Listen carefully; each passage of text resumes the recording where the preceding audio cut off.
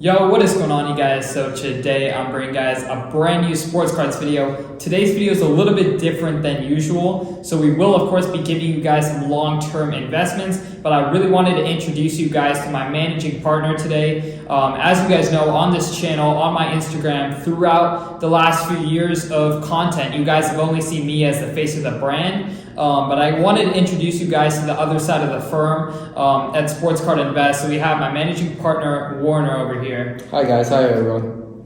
Yeah, so of course, I personally am, of course, sports card investor, collector. We have Warner over here, who's a little bit more of a seasoned investor in multiple different fields, but in sports cards, he's been really in it for the long term, just investing in cards for a long time. He's got a great background as an investor in many different businesses, but the different expertise that he brings into the sports card world really matches with mine. So yeah, if you want to give yourself, a little bit of background, explain to the viewers, your journey in sports cards and how you got here. Well, my journey started in the 90s. I still remember going to card shop.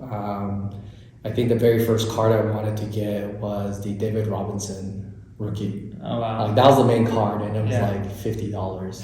And you would buy a whole box just for a chance at it. Yeah. And that's how I started. And today, I do a little bit different, style of managing portfolios here at Sports Card Invest. I would say I look for long term. For people that are less active, that are not really interested in, buying a car today, selling tomorrow. Yeah. I know for our business in the aggressive growth, it's the way to go. Mm-hmm. But as you know, there's a lot of people that they want to pick up a card and know that card down the future is going to be exponential. Yeah. It's going to be something that more like a collector's item and also a good investment, rather than just being an investment and rather than just being like a card to collect. Mm-hmm. Yeah, no, for sure. I think there's definitely, along with a lot of short-term investments that are out there, in terms of opportunities, I know there's a great segment of the market that is more so just long-term investors and collectors, where you're buying cards that you believe down the line you can look back on and just being like pretty much found gold, which a lot of people did when they got back into cards. In this past few years, they're just looking back at stuff they collected as a kid. And all of a sudden, a $20 card back then, you dig it up now and it's selling for $10,000 at auction. Well, it's funny you brought that up because I literally had a box full of cards that you'd never seen before. Yeah, probably not. And I was surprised because, back then we thought that was like, it was common. Mm-hmm. But I realized like it was very short print. It was very rare. So many Jordans. It's refreshing to see those cards for myself as memory, nostalgia, but also even more refreshing that they're worth tens of thousands of dollars now. Yeah, no, I mean, for sure. So if you want to give the viewers kind of some kind of your point of view from the long-term investing, the different ways we attack for clients and everything, if someone's coming to you with, say, $100,000 or even $10,000, like what are the different strategies that you believe, should be implemented in terms of, just growing that money steadily long term, or, on the flip side, just going aggressively and trying to 10x that money? Okay.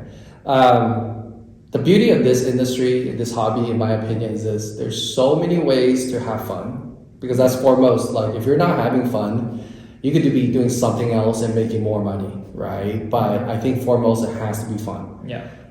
Two, there are so many ways that you could be involved in the hobby and make it profitable. Mm-hmm. Like look at these days, breakers. Yeah. Like when I was young, there was no breaking. Yeah. You were the breaker for yourself, right? Yeah. There's obviously the card shops. I'm so happy that our local card shops are thriving now, the last 2 years, of course. Yeah. And they're becoming multi-million-dollar business where, to be honest, I would say 10 years ago, you could go in a card shop that's been around for like 30, 40 years and they're barely making it. Yeah. And so it's refreshing to see that. So But how we do it here at Sport Card Invest is we kind of break it down into, as you know, 3 different ways, right? We look at long term. Okay, so if our client asks us, hey, you know what, I just want to hold cards for a really long time, what should I get into? So we do that for them. Yeah.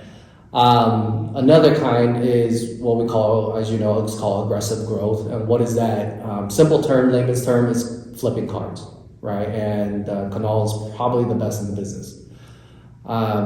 Literally, we can help a client flip $100,000 into $200,000 in one season. And I don't know many industries that can do that. And the beauty of it is we can consistently do that. Mm-hmm. And I think if people are interested, maybe we could show them like a portfolio that we've done in the past, or we're currently doing, right? How to flip from this to that. So we call that aggressive growth, active aggressive growth. And there's 2 parts. We either consult the client or we actually have the client's portfolio in our hand. Mm-hmm. And then we actively pursue cards, and then we sell and buy for them. Yeah. And those clients is a little different than the long-term portfolio clients. They're really just trying to make money. Yeah. Whereas the long-term, sometimes they're like, hey, I want these cards, right? Mm-hmm. And then the last one is sometimes we have clients that, they're not so interested in, let me rephrase this. They're more interested in the gamble. Mm-hmm. And what I mean by that is they're looking at, can I spend $10,000 and it turns out to be $100,000. And yes, there's one easy way to do that. You buy boxes and you open them, right? But we don't feel, although the excitement's there and we all both, like Kunal and I, we love to do that. But as a investment company, we don't feel it's very safe. Boxes are just not the way to increase your portfolio, right? Yeah. So we look at other ways of kind of hedging it a little bit. Mm-hmm. I could give quick examples, right? So long-term portfolio, we just recently acquired for our client is LeBron refractors. Yeah. So the truth is this, I'm a Laker fan. He sucked last year. His cards went down, but it didn't go to 0. Yeah. Whereas, I don't want to mention names because I love NBA, but there's quite a few players where you were paying $1,000, $5,000, $10,000, and literally you're lucky to get $30 back. Right, yeah. But that won't happen to LeBron, so that makes him a good candidate. And why the refractor rather than the Topps Chrome itself? Population. So we look at population. We look at the players, I guess, accomplishments. Yeah. Right, and we look at his popularity and longevity of being popular. And then we also look at, for example, if there's any uniqueness in a card that people like. Yeah. A great example is Kaboom. Yeah. It doesn't have to be a rookie card for Kaboom to be big. Exactly. Right? Yeah. So we look at all those aspects and understand that what card could hold. So the example of the LeBron refractor being many of these key factors that we look at, we were very, very bullish when it was 45,000 this year. Yeah. I guarantee it, you could mark my word, this season, if Lakers have any traction, it's a $65,000, $85,000 card. But who cares about that? Because that's not long term. Yeah. Right? That's, we'll talk about aggressive growth, next month. But I'm pretty positive, 99.9%. I don't know if you agree with me, but I think it should be a $250,000 card in the future. Down the line, yeah. No, I definitely agree with that. And I think, in terms of, just LeBron's overall presence and popularity within our generation, right? If you look at, first of all, passing Kareem this year in points, I think is going to be a big catalyst that drives hype and in an all-time perspective really just cements his name in the long term. Yeah. But I believe his name's already cemented to a very great extent. And just being a face of a generation as, for example, guys like me, 20 years old, right, growing up watching LeBron, Guys like us, when we reach our 30s, when we reach our 40s, is when we'll really have the money to Correct. invest in, the guys we loved growing up. And I think we're really seeing that. We saw that last year a great amount with people who are in their 40s right now and grew up watching MJ and all these guys. When we saw MJ's Fleer just absolutely take off, right? And that whole era really had its moment last year, right? Yes. So I think down the line, we're going to see that same thing with this current era. And the face of that, era is going to be LeBron, and then passing Kareem, and being in the bright lights of LA, hopefully potentially going into movies down the line. I think all those things really add up to just make LeBron a great investment in the long term. And then another big thing is with all the funds getting into sports cards, we're seeing a lot of different, investment funds put a percentage of their, assets into sports cards. And if you are looking at a staple card that you're going to invest in as an index fund, or as just a part of your fund, the two cards you're probably going to go to in basketball, Michael Jordan Fleer PSA 10, and you're going to go for a LeBron Refractor PSA Correct. 10. So those are the things that we really look at as a firm when we're have clients who are trying to go for either aggressive growth or just long-term longevity in terms of price increases year after year, and overall, just steady growth, I would say this as well. Our firm, beyond just cards, because people might be watching this video and be like, well, that's no-brainer, right? Yeah. So, what we also do is, we analyze the fanatic effect. What's that going to do? Are they going to bring 3 million more people to the hobby? Or are they going to overprint? And the beauty of this is there is money to be made substantially within a very short period of time in the sports card business. And then, to be honest, we're just scratching the surface on it. But with that note, I want to touch a little bit on what we call aggressive growth, right? Or we call active aggressive growth. So our active aggressive growth portfolio, what that is the chief investment officer is Kunal. And I know you guys see him on, our membership deals and this and that.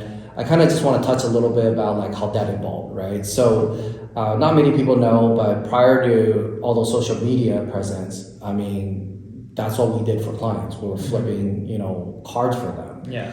And, we got to a point where like I said in the very beginning, it has to be fun. And how can it be fun is we have to include new people that are in the hobby. So that's how we came up with the membership program, because I know not a lot of hobbyists could give us, $100,000, $200,000 to buy cars and to flip, right? So as you guys, hear all the time, check out our membership program, this and that. And, we have our analysts specialize in each sector that we look at and how we could do growth. And then Kunal, having his full background in understanding cards and what's going to be next.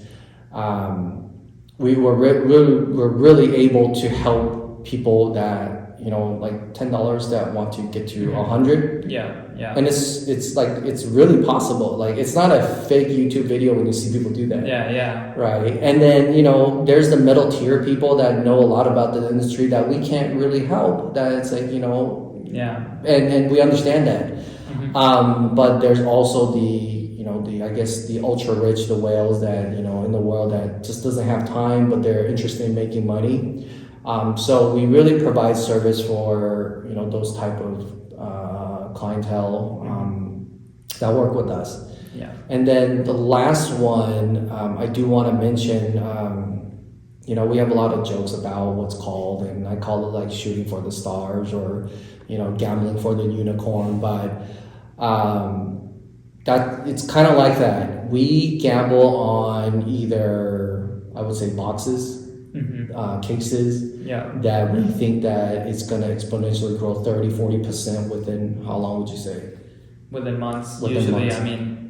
Each NBA season, each NFL season, each MLB season, you see new stars, but new stars become superstars. You see, young rookies cement themselves as stars in the NBA, NFL, and MLB, and other sports. And I think if you look at sports cards, and we kind of talk about angel investing, right, with companies. This is pretty much angel investing, but with players. Yeah. And the great thing about this strategy, as much as it sounds incredibly risky, which it is, the thing that works incredibly well is when you get one of those players correct, the returns can make up for 100 wrong investments, right? One example is Patrick Mahomes, right? When nobody really saw him taking that leap to become pretty much a Super Bowl quarterback from a normal rookie, right? So a lot of his $10,000 cards became $1 million cards. So that's essentially 100x return. Now, if you had invested in 99 other players who didn't pan out, that one correct pick, right, would make up for it. Yeah. So it's, in this strategy, it is, of course, the most, heart racing strategy. Yes. And a strategy that really, provides you to do a lot of research, which we are doing constantly on players across all leagues. Especially in the NBA, finding those next guys, because each and every season there's 5 to 6 guys who really take a jump, in their games, and their prices can, they can have no market, right? And all of a sudden their market becomes a staple and their high-end market really continues to rise. So a lot of the times we're able to catch those players before they reach their pinnacle moments.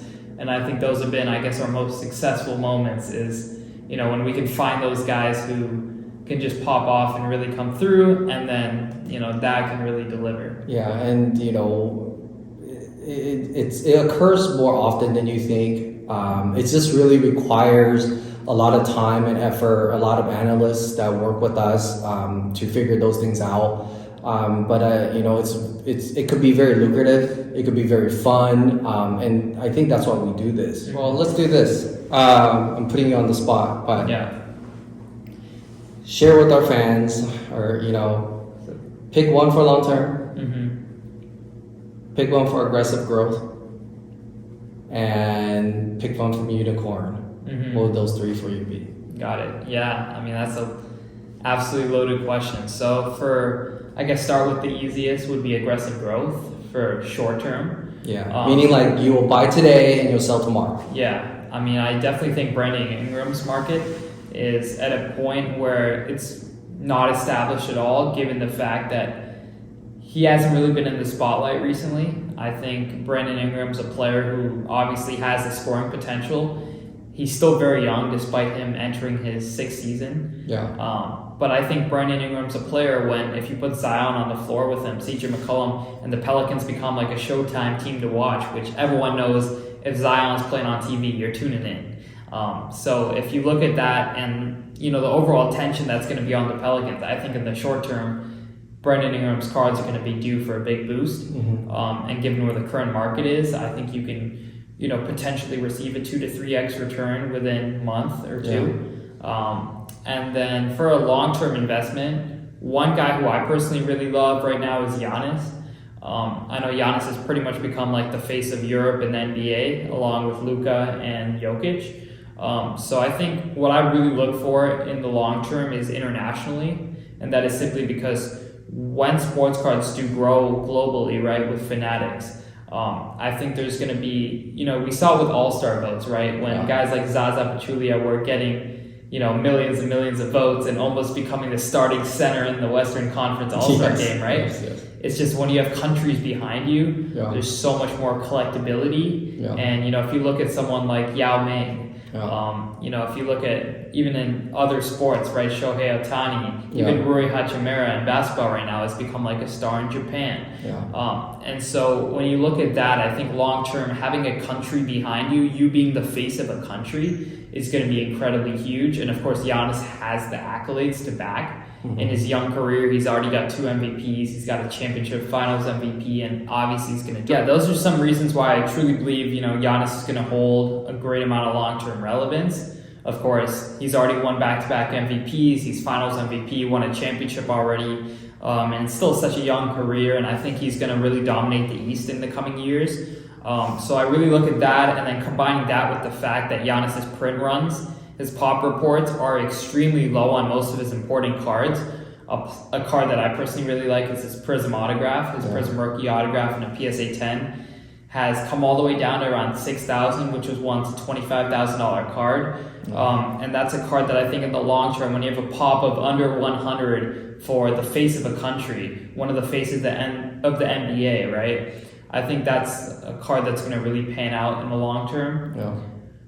And then you had asked about a unicorn, a shoot for the stars type player. And mine's going to be a little bit of a surprising pick, and I think it's going to take, a year or two for people to really be able to buy his important cards, about a year. But I think Patrick Baldwin Jr. on the Golden State Warriors, he was projected to be a number 1 overall pick around 2 years ago. But injuries and other problems pretty much dropped his draft stock quite low. But when he's on the court right now, first of all, you got to look at the franchise when you're investing in young stars. And the Warriors' ability to develop young stars and bring out their potential, I think, has been pretty much unmatched in the NBA. When you look at, for example, Jordan Poole, the growth of, first of all, Steph Curry, Klay Thompson, and Draymond Green finding their roles, bringing together talent, and pretty much just bringing the best out of them. When they were pretty much drafted as, not lottery picks, right? Yeah. Not number 1 overall picks. So I think, you look at the franchise, you look at the players they're playing around the market in San Francisco, and then, of course, Patrick Baldwin Jr. just being able to shoot at his size, move at his size, and just the overall, when you see him step on the court, even from his first preseason games, dropping all those points with, pretty much playing like a vet as, pretty much just getting in the NBA. So that's a unicorn. Of course, it's going to take a lot of stars to align for it to pan out. But if you're buying him right now, when probably most people in a room wouldn't even have heard of him, I think if you can get a pretty much top of the line card of his next year for probably sub $1,000, if it pans out, that can really grow. Okay. I guess my turn. Yeah. Well, I'm gonna do a little bit different because you did it based off analytics that we really looked at. Mm-hmm. I'm just gonna give people what I'm doing, and disclaimer: this might not be the best suggestion. I'm just doing it because, like I said, this hobby has to be fun. Mm-hmm. Okay, we can make money all sorts of other ways with this hobby, but sometimes it has to be just fun. So, number 1, my long term is going to be something that I'm actually doing, and it's actually what we just talked about, previously. I am actively buying the Braun refractors. Mm-hmm. I sincerely think they are going to be $250,000. I'm not surprised that by the time this video goes out, in a matter of a month, it's gonna be too much for me to buy, too expensive. So let me buy mine first before you guys go out there. 2, it's not the best choice. Again, a disclaimer. I'm not trying to get out of making a bad suggestion. All I'm saying is I really like this player. I like Jaren Jackson Jr. I think he has a long way to go. That's why he's inexpensive. Mm-hmm. And I don't think his cards are ever going to be millions and millions of dollars. Okay? I don't think so. But I do feel his RPAs. I do feel he's just going to be a delay superstar. I don't know if you saw last year what he did. He was the go-to man. There's a chance that he won't be the go-to man this year. But if it does, I think he's gonna be a great player. Yeah. He's gonna be all-star. And remember, I'm looking at this because I like him myself. Okay. Mm-hmm. I'm also looking at it as he's really inexpensive to pick up. I mean, his RPA, I don't know, $1,000, $2,000. Yeah, a few thousand max. Yeah, and do I think it's gonna be 10,000, 20,000? I think so. Mm-hmm. My last one is gonna be a little bit cheating. But it's Victor Wembanyama. Mm-hmm. Okay. That's my unicorn. And you're going to say, well, he's not a unicorn. He's going to do really great. No one knows. Mm-hmm. It's a guess. Yes, there's a lot of hype around him. 7'4", a guy that could shoot, that could drive, but you never know. But I'm going to invest quite a lot right when his cars are available. I'm probably going to go for the most expensive car that I could buy at that time. Mm-hmm. I really think he could exponentially explode.